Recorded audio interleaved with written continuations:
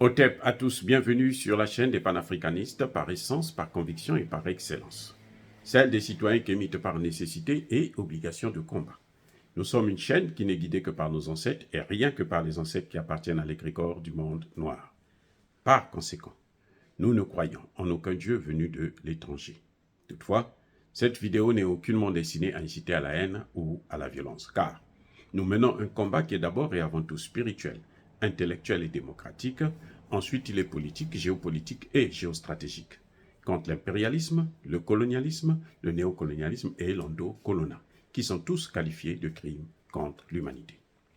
Nous menons ce combat sur la base du principe fondamental que nous avons hérité de nos ancêtres kémites, qui est celui de la Mahat, c'est-à-dire solidarité, vérité et justice. Vous êtes donc en droit de connaître la vérité, et nous avons l'obligation de vous dire la vérité, rien que la vérité, afin que justice soit rendue au continent africain. Et ça, c'est notre modeste contribution dans cette noble lutte en faveur de la souveraineté, la dignité, la solidarité et l'unité africaine. C'est exactement ça que nous appelons le panafricanisme. Bien-aimés frères et sœurs, qu'est-ce qui explique la montée en puissance des armées de l'Alliance des États du Sahel? Qu'est-ce qui explique le fait que les FAMA, les forces burkinabées et nigériennes, soient si efficaces? Ne vous leurrez pas, les gars. Ce qu'on ne vous dit pas dans le Sahel, c'est que les terroristes sont en train d'être exterminés. Ça dit que c'est un carnage. On vous dit chaque fois qu'il y a un militaire, un soldat qui meurt, on vous les annonce. Que ce soit au Niger, que ce soit au Burkina ou au Mali. Chaque fois qu'il y a un attentat dans ces trois pays-là, sur toutes les chaînes occidentales, on ne parle que de ça toute la journée. Mais on ne vous dit pas combien de chefs terroristes sont en train d'être neutralisés, massacrés. Combien de terroristes perdent leur vie. Combien de terroristes se rendent. Je veux vous dire une chose. Vous vous souvenez quand il y avait des attentats, c'était chaque fois qu'il y avait un attentat, c'était pas moins de 150 morts. Blessés, kidnappés, otages. Pas moins de 150. Chaque fois qu'il y avait un attentat. Une attaque terroriste. Maintenant là, quand ils font les attaques, là, le plus souvent, ce sont maintenant des attaques à la voiture piégée. Mais eux-mêmes là, ils sont massacrés. Par centaines, par milliers. On compte plusieurs milliers depuis que la France a quitté le Mali, puis le Burkina et le Niger. Plusieurs milliers de terroristes ont été neutralisés. Il y a des jours où, en une journée seulement, dans la région du Sahel, ils vous font 300, ils tuent 300 terroristes. Eh oui, mais alors ça dit que c'est parce que ces gens-là, ils n'ont pas de cœur. Ils n'ont pas de cœur. Ils n'ont pas de compassion. Ils s'en fichent que les gens meurent pourvu que leurs intérêts soient préservés. Mais comment peut-on expliquer ce succès-là, cette réussite? Et c'est ça qui m'intéresse aujourd'hui. Comment expliquer que pendant 15 ans, 10 ans, en tout cas, minimum 10 ans, le Mali n'arrivait pas à s'en sortir. Le Mali était coupé en deux. Le nord du Mali, là, ça appartenait aux terroristes. Tout le nord du Mali. Ça n'appartenait plus aux Maliens. Le gouvernement malien n'avait pas le contrôle. C'était les terroristes qui avaient le contrôle et qui, chaque année, à Kidal, là, ils paradaient. Et il y avait les autorités françaises, l'ambassadeur de France, qui venait assister à la parade comme si c'était lui le président de ce nouvel État, de cette portion du Mali. Et pourquoi maintenant ils ne font plus ça? Pourquoi maintenant ils ont peur, tellement peur de l'armée malienne, des FAMA, qu'ils demandent à la communauté internationale de les protéger. Eh oui. Que ce soit au Mali, que ce soit au Burkina Faso, que ce soit au Niger. Il y a des raisons à cela. La première raison, c'est la prise de conscience. Les chefs d'État et les populations ont tous pris conscience que nous sommes manipulés. Que ceux qui sont en fait les terroristes, là, les vrais terroristes, ce sont ceux qui les équipent, ceux qui les financent, ceux qui les arment, ceux qui les aident, les ravitaillent. Ce sont les Français, ce sont les Américains, ce sont les pays de l'OTAN. Ce sont ceux qui sont venus en Libye détruire la Libye et qui ont envoyé les terroristes chez nous ici parce qu'ils veulent occuper toute cette zone. Voilà le problème. La prise de conscience. Nationale, hein, et même sous-régionale. Parce que lorsqu'ils créent comment on appelle ça, l'accord du Liptako-Gourma, mais c'est une prise de conscience sous-régionale. Les trois pays se rendent compte que nous avons le même ennemi, qui est la France, plus les terroristes qu'ils utilisent, nous avons aussi les États-Unis et les pays de l'OTAN, et leur base, c'est la zone des trois frontières, pour gérer les trois pays en même temps. Donc, si on attaque au Niger, on attaque au Burkina, on attaque au Mali, ils seront au milieu. Ils ne peuvent pas fuir, ils peuvent fuir nulle part. On peut maintenant les exterminer. Là, ils avaient marqué un point essentiel. La concertation. Ils se sont concertés. Ils ont dit qu'on ne peut pas travailler seul. Parce que lorsque vous les combattez au Mali, ils fuient au Niger. Ils fuient au Burkina Faso. Lorsque vous les combattez au Burkina Faso, ils viennent au Mali, ils vont au Niger. Lorsque vous les combattez au Niger, ils fuient au Burkina, ils viennent au Mali. Les trois pays se sont concertés. Ils ont dit non, mais puisqu'ils font le tour de nos trois pays, on va donc, nous tous, on va les encercler. Et ce sera facile de les neutraliser.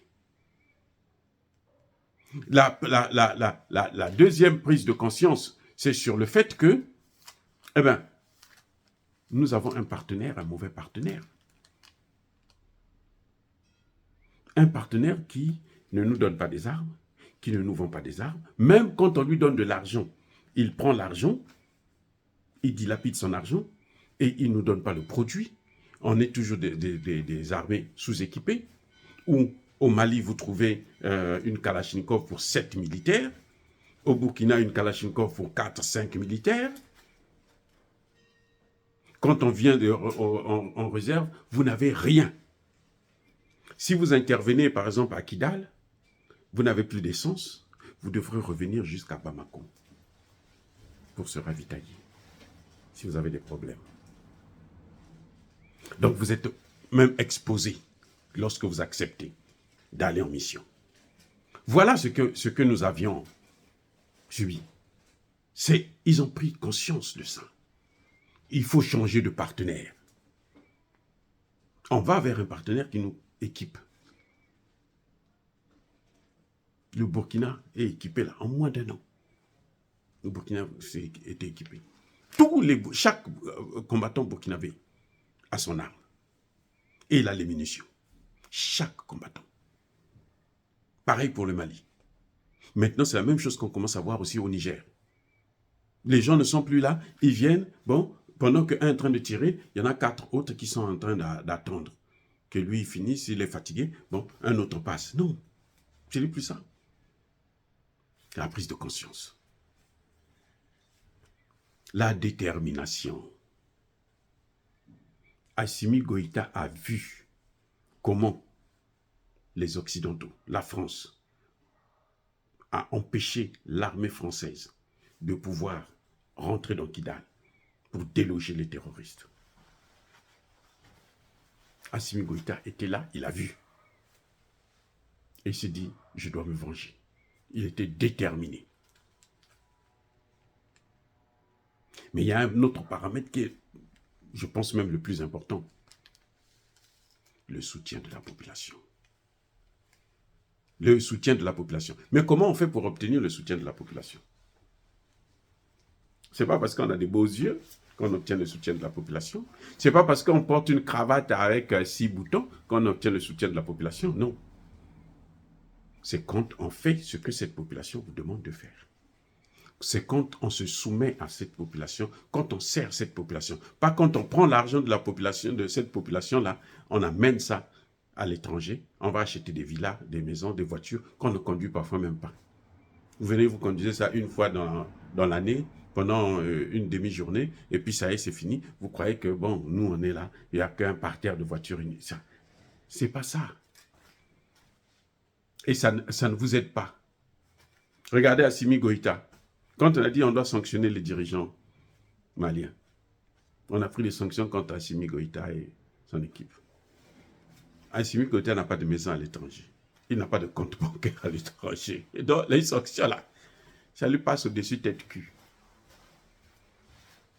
Des sanctions inutiles, sans fondement. Il n'a pas de compte, il n'a pas de maison chez vous. Il n'est jamais venu chez vous pour vous demander le visa. Il est bien chez lui. Qu'est-ce que vous avez à voir? Qu'est-ce que ça... Et voilà. La détermination. L'engagement. Les soldats du Sahel, ce que les gens ont toujours oublié, ce que la France a oublié, c'est que ce sont les parents de ceux qui sont en train de combattre là. Qu'ils étaient venus libérer la France, ils n'avaient même pas de formation. Attendez, non, je reprends. Ils sont venus libérer la France, ils n'avaient pas de formation. Mais ils sont quand même venus, ils ont fait le travail et ils ont libéré la France. Donc, ce sont des combattants, ce sont des soldats aguerris. Mais pourquoi ils ne faisaient pas ça pendant 8 ans? Parce qu'ils n'avaient pas de moyens. Parce que, en fait, l'adversaire qu'ils combattaient, ce n'est pas le terroriste qui vient de Al-Qaïda seulement, mais c'est aussi le terroriste français. C'est aussi le terroriste, la MINUSMA. Voilà le problème. Et on les interdisait de se battre. On ne leur donnait pas les moyens pour se battre. C'est ça qui a fait que on a passé presque 10 ans à subir le terrorisme, à être écrasé par le terrorisme, les terroristes. Maintenant, la donne a changé. On a de nouveaux partenaires. On a des dirigeants déterminés. On a une population qui vous soutient, qui est avec vous de tout cœur. On a l'équipement qu'il faut.